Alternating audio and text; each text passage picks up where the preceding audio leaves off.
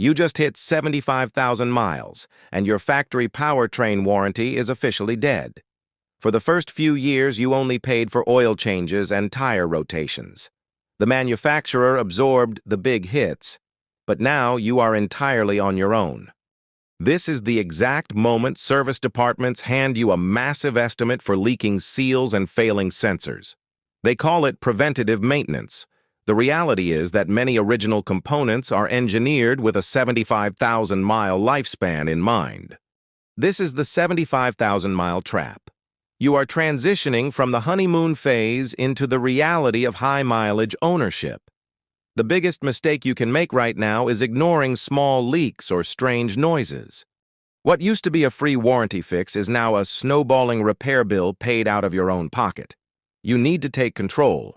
Grab a flashlight, pop the hood, and start checking your belts, hoses, and fluid levels yourself.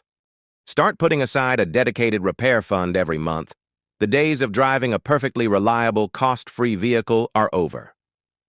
Welcome to the High Mileage Playbook. It is time to learn your car and stop relying on the dealership.